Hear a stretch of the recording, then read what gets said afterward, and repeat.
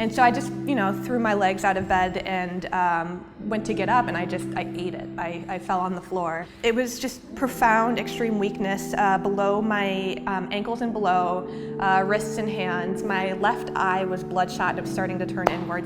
My life changed entirely. For Liz Jackson, her diagnosis of idiopathic neuropathy, meaning nerve damage with no known cause, was just the start of some massive life changes.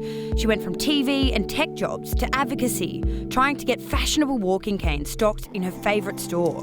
When that failed, she took on the whole design industry with the Disabled List, putting disabled people at the forefront of design. The assumption and the narrative around disability is that you want to be able to choose your body, but that never bothered me.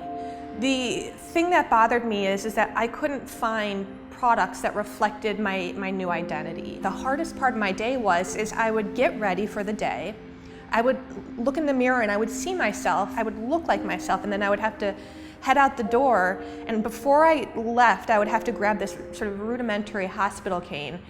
And everything I saw in the mirror suddenly shifted, and it just devastated me every single day. How did your life change with the discovery of the purple cane? I remember the first time I got on the subway with it, this woman sat across from me and she was sort of giving me the up and down. And I had been in a deep depression leading up to that point. I thought she was going to tell me to get well soon or something, but instead she asked me, where'd you get your cane? And it just changed everything. How does the fashion industry compare when it comes to inclusive design? I always find it so frustrating how they approach it. So they would hire disabled models, which is great, except the disabled models that they hired were not wearing clothing that was made for them. And so that leads me to ask, is this person a model or are they a prop? Target in the United States decided they were gonna have a t-shirt that made a statement. And you would think that they would pull from disability culture and maybe use a phrase such as nothing about us without us. The thing that they decided their t-shirt needed to say was, be thankful. And what that does is it plays into these stereotypes that we must be grateful because we are recipients. But the only reason we're recipients is because we're not getting invited to the table. Is there a concern then that the motivation behind this for companies is a marketing ploy, basically? Well, yes, it's a conflict, right? I think companies should take on disability because it's good business, right? We're an emerging $8 trillion market, it's the size of China. But companies are doing disability simply as a marketing ploy. You can look at BMW for the Paralympic Games in Rio. They went and found some of the top NASA scientists to create a brand new set of Paralympic chairs. And it was a massive success. They made 4 chairs and the athletes ended up performing incredibly well. And I said, are you gonna take what you learned from this process and are you gonna make wheelchairs for everyday users? And they were like, no, why would we ever do that? It was to make them look good in the public eye. And so for me, it becomes a question of how do we get disabled people to the table? How do we find ways to authentically represent disability culture in the mainstream? And so I've created an organization called the Disabled List, and it's an actual list of creative disabled people who are available to consult. And the reason being is when I do finally get the chance to talk to brands, one of the first things they say to me is we don't know how to find disabled people. And I'm like, okay, well, here's some disabled people. What we're gonna do is we're gonna partner the top creative disabled talent in New York City with the top design studios it's a 3-month fellowship.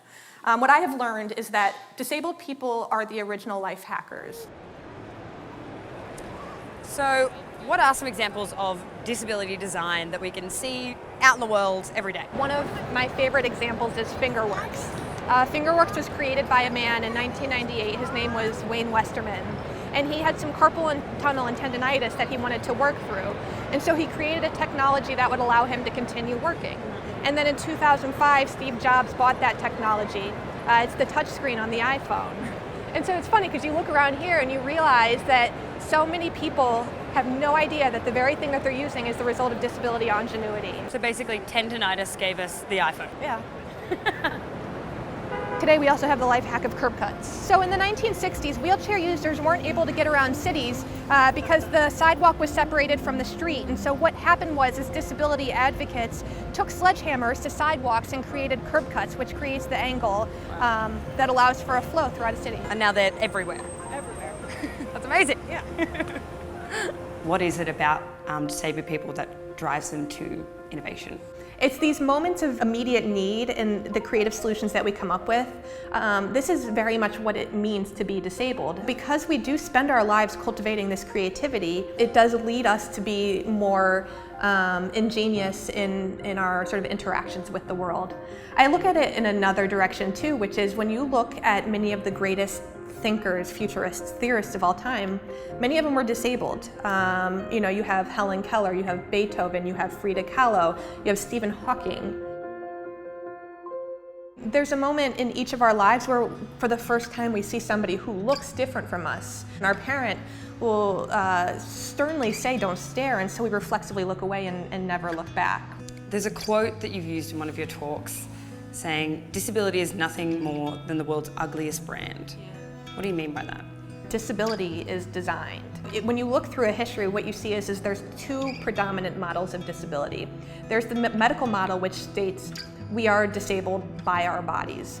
And then there's the social model, which states we are disabled not by our bodies, but by the world around us. It takes the pressure off of disabled people, and it actually shifts the focus to design. It becomes a design problem. So these designs that you're talking about came out of disabled people looking at the world around them that's not made for them and trying to change that. When you tell those stories to people, do you see a shift in their thinking? Yeah, absolutely. Because we are told from such a young age to look away, that whatever I do and whatever I say, it's an epiphany to people. Once you start getting people to think about disability in a new light, in an authentic light, the stigma eases, and people are very curious about what we're capable of and what we're doing and what we've done. I think it's profound to sort of open the door to curiosity.